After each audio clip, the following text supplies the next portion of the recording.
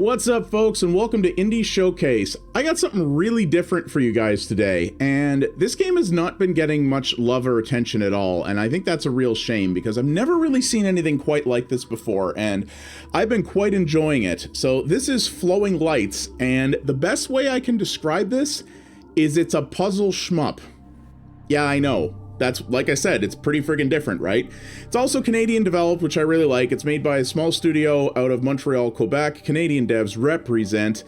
And I've put a couple hours into it so far, and I have to say, this is probably not going to be for everyone, but those of you who do dig this are really going to dig it, I think. So, yes, indeed. So, the idea of this, like I said, it's sort of a, I guess you'd call it a reflex puzzle game. So I'm going to start here right at the beginning, but then I'm going to show you how things advance a little bit. So, I am playing this with a controller, but you can play it other ways, though I think controller is really the way to go.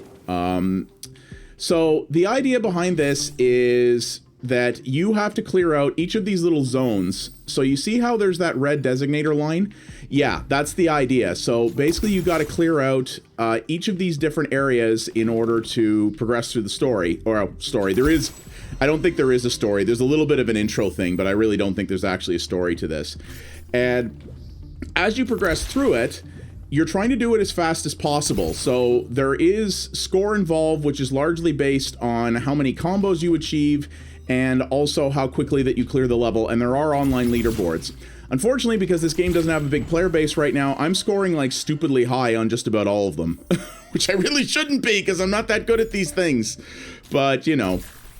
And you're sort of seeing how it goes here. So here's what's interesting about this game. So there's only two primary means of attack in this. You can have a rapid fire sort of basic pulse like this, or if you hold the button down and pull back on your control stick, you can sort of draw out that long sort of projectile there.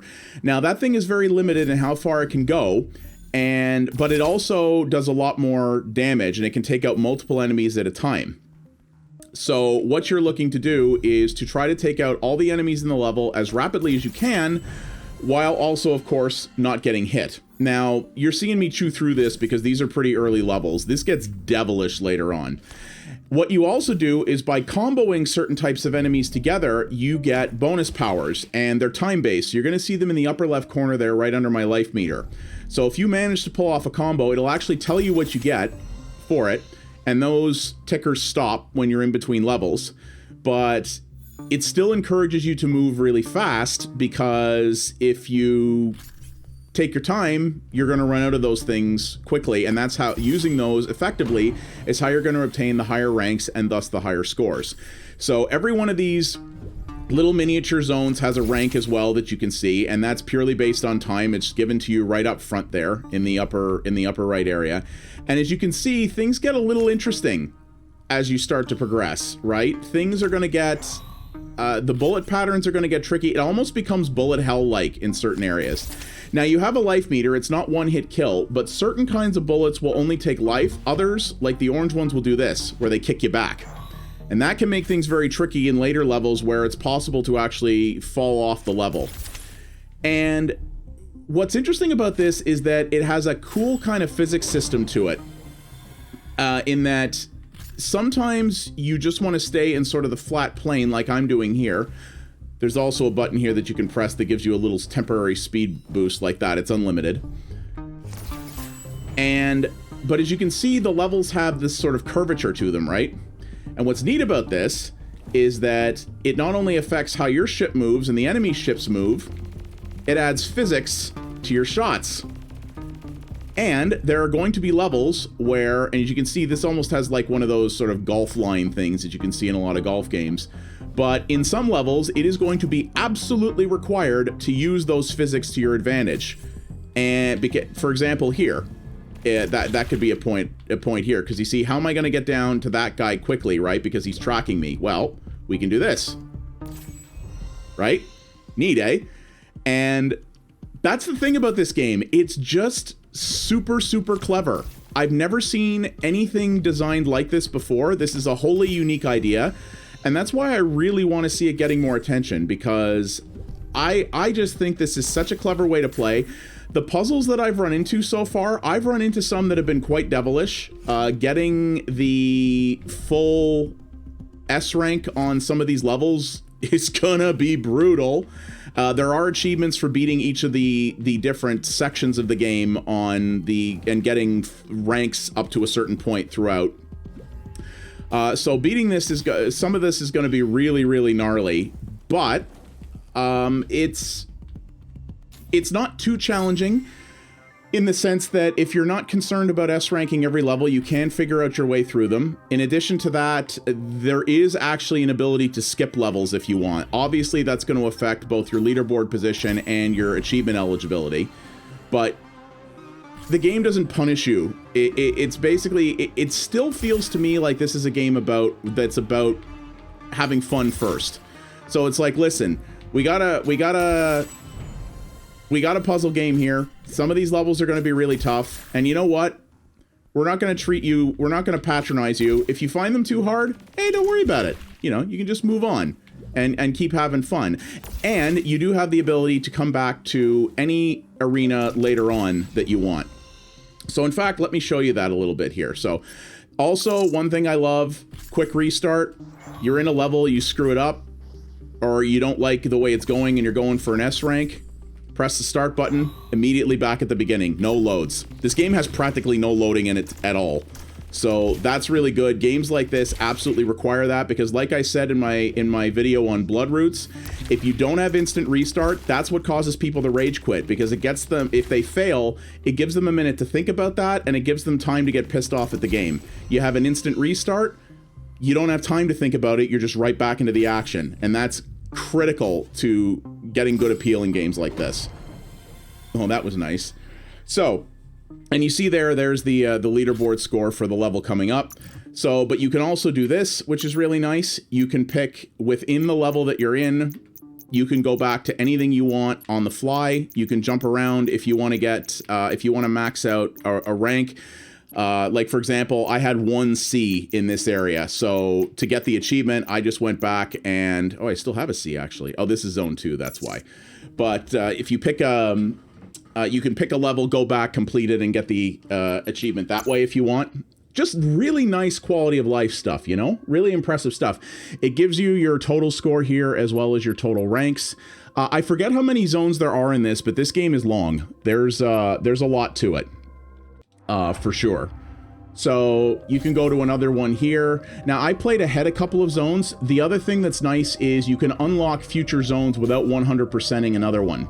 So you can actually jump around, and again, the game doesn't insult your intelligence. If you're having a hard time with something, it's not going to make you bash your head against it and get frustrated until you're like, screw this, I'm moving on, and play something else. It says, okay, if you don't like this, go to the next level, maybe I'll have a better time and you can come back to this later.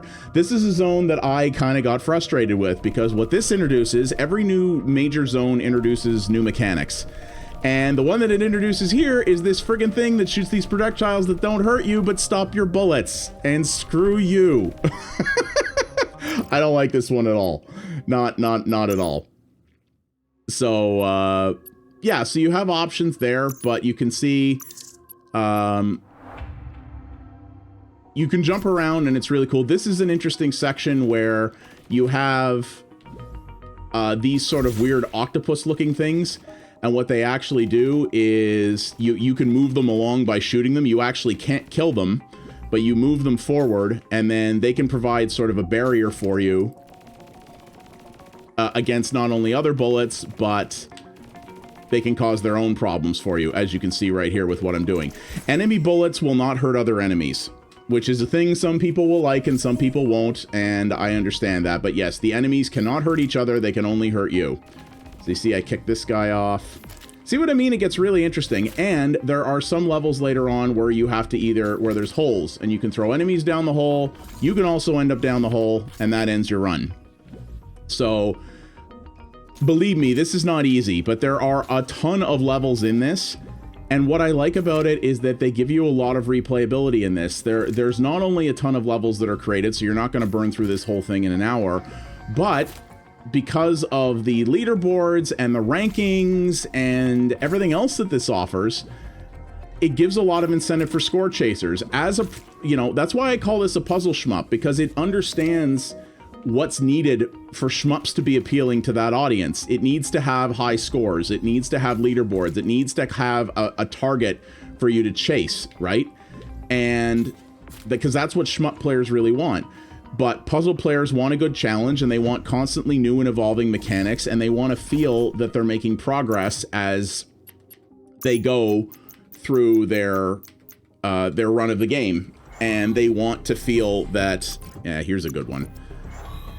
And they want to feel that the challenge is constantly evolving with them. And I honestly think that this straddles the line incredibly well. They really understood the basics of both. This has all the scoring mechanics and leaderboard functionality you could ever want.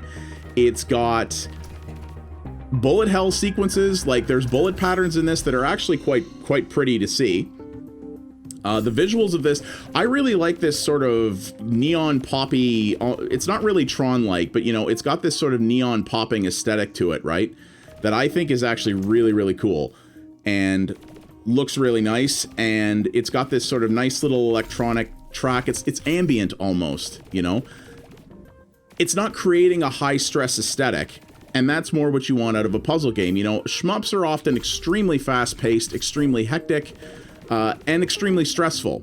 And that's by design. That comes from their arcade roots, to be honest with you. But a puzzle game, you generally want a puzzle game to be a little bit more, so that was a big combo, as you can see. You generally want a puzzle game to be a little bit more relaxed in its aesthetic. You want it to feel like it's not high pressure, like that, you know, because you might be banging your head against a level for a while. You're kind of like, well, you know, you want to sort of pace yourself and enjoy the experience. Oh, geez. There we go. And sort of take your time with it and, you know, just sort of enjoy yourself a little bit more. And that's what the visuals that the sort of soft neon does in this game, I think, plus the really nice ambient soundtrack. It's just a great fusion of two different genres made by devs who clearly understood the audiences that they needed to appeal to. You know, you want to make a game like this that's going to be a puzzle shmup. All right, well, you got to get in the shmup fans and you got to get in the puzzle fans. And they've done things that definitely as a shmup fan, I think appeals to me. It's not that I'm not a fan of puzzle games. It's just that I'm so bad at most of them that I just don't tend to participate that heavily in the genre, because I just get kind of like, I just bash my head against it and then I'm just like, I'm going to go do something else. That's just a me thing. I respect the hell out of the puzzle genre. I'm just not very good at it. But this has been really, really compelling because it just plays so well. And every time I thought a puzzle was getting too hard, with the exception of that zone with the friggin' green things, because screw those. Every time I came up against a puzzle in this, I was looking at it going like, oh God, I don't know how I'm going to pull this off. And then I did. And it never took super long. And I was like, okay, this is cool. And you get that little dopamine hit that you always get out of a puzzle game, where it's like, all right, you know, I pulled this off, and you know, I'm a friggin' puzzle fiend. You know, I'm a puzzle mang, as I like to say on my streams. So yeah, it's just really fascinating. I really think they came up with something cool here, and it has really bummed me out that, yes, it hasn't been out for very long, but it has really bummed me out to this point that this game has one review on Steam at the time I'm recording this. It seems to have really come out sort of under the radar and not gone anywhere, and that really bums me out. So I'm really hoping I can get some more eyeballs on this, because this is something I think, if you like puzzle games, if you like shmups, and especially if you like both, there actually is a lot of crossover between those two genres for pretty obvious reasons. I really think you should give this a try.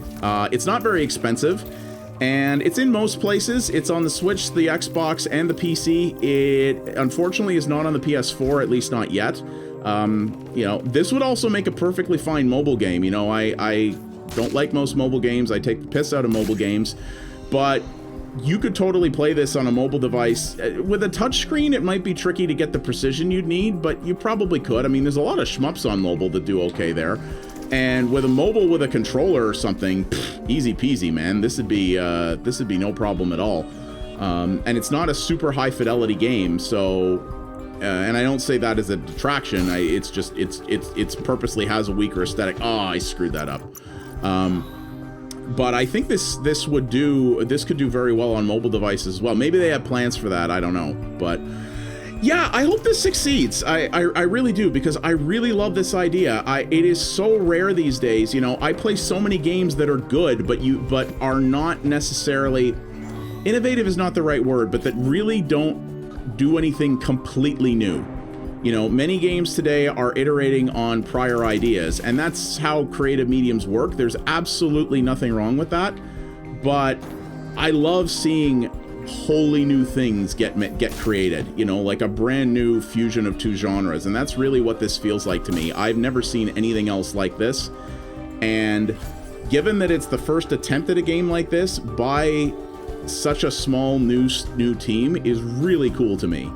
And yeah, I really hope I can get a few of you interested in this, because as a shmup fan and a passing puzzle fan, I have been having a really good time with this. I don't know if I'll have the puzzle patience needed to finish it.